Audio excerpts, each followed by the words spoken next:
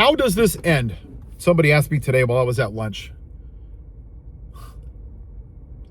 When Benito Mussolini was the fascist ruler of Italy, he spent so much time attacking other countries and creating the perception of being a strongman that he neglected his economy. His people were living off of 1,000 calories a day, buying food on the black market. Housing was unaffordable. They couldn't get jobs.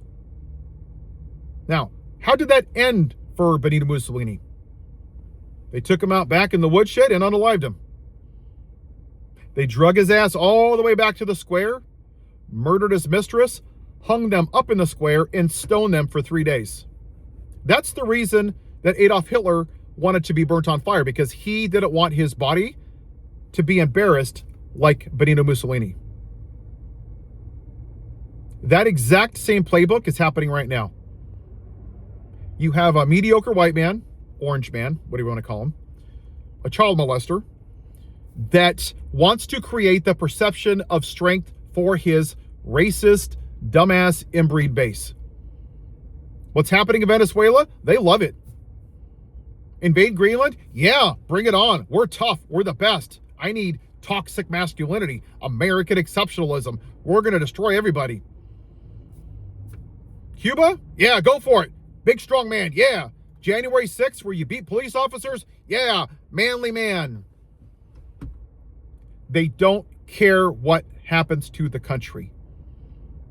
They're stuck on imperialism and American exceptionalism, which is going to lead to the death of democracy.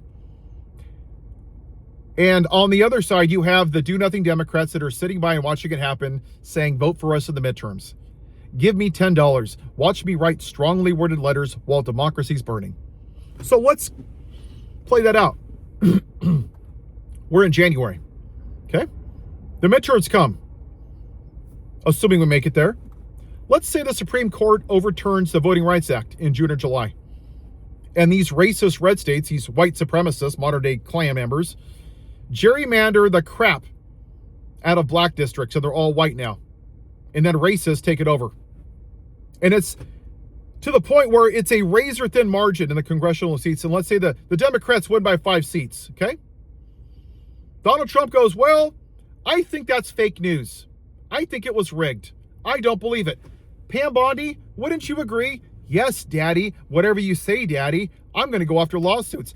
Let's litigate this.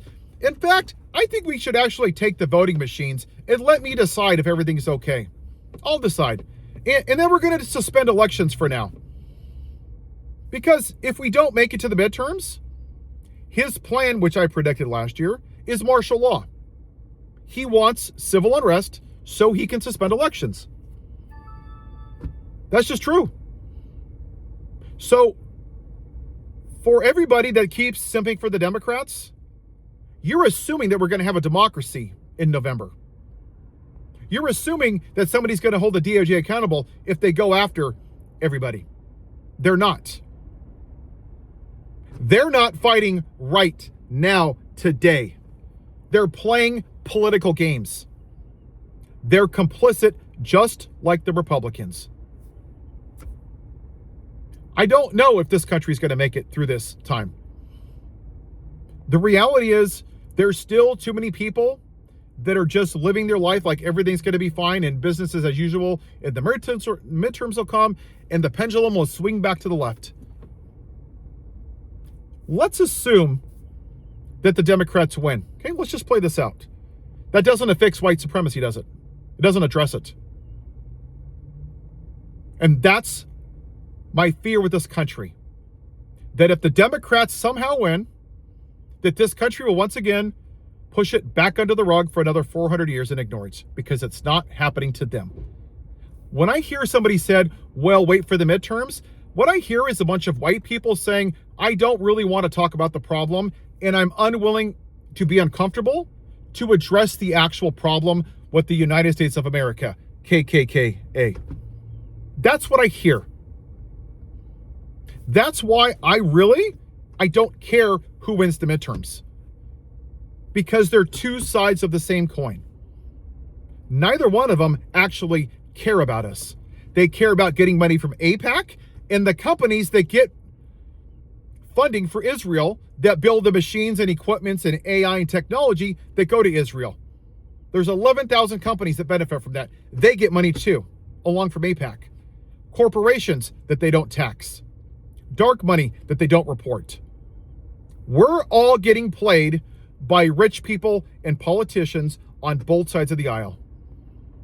And until enough people acknowledge it and are willing to be uncomfortable to address it, then in some aspects, we're all complicit in the fall of democracy. It goes back to that scene in V is for Vendetta when he's posting on the radio show and he says, hey, it's really bad that we're here in this fascist situation, but blame nobody but yourself because you all stood by quietly and watched it happen. Watched TV, obeyed, did what you were told, didn't question, didn't stand up. And I listened to a talk show guy today saying, well, you know, that lady that was murdered in Minneapolis, yeah, she must have known that there was some risk. There shouldn't be risk for peacefully protesting. There should be none. Zero. And the fact that we don't understand that these are the same brown shirts that ruled over Nazi Germany is very concerning, that so many people don't know how to read a goddamn history book. This is what they're doing. They're going door to door. They're asking anybody that's not white, prove that you're a citizen. That's racial profiling. That's exactly how Hitler came to power. Are you Jewish? Are you Jewish? Are you Jewish? Prove it. Okay, you're going to go in jail till you can prove it to me. But hey, I'd hate for you to get uncomfortable, white people. I'd sure hate for you to be uncomfortable and have Uncle Bob be mad because you said something political. I never thought that standing up for a U.S. citizen that's shot 3 times in her goddamn face, murdered by an ICE agent, was political. I never thought standing up for our immigrants that are being drugged through the streets by one arm, losing her baby, was political. I never thought having immigrants in concentration camps like Nazi Germany was political. I never thought women dying in Texas from sepsis at a 56% increase rate was just political. But hey, when I hear that, again, it's white people saying, I don't want to be uncomfortable. My whiteness is going to keep me safe. And I'm telling you that for now it is. But when this fire burns hot enough and the forest catches fire, it doesn't matter if you're in a tent, a log cabin, a home, a fort, it's going to come for everybody.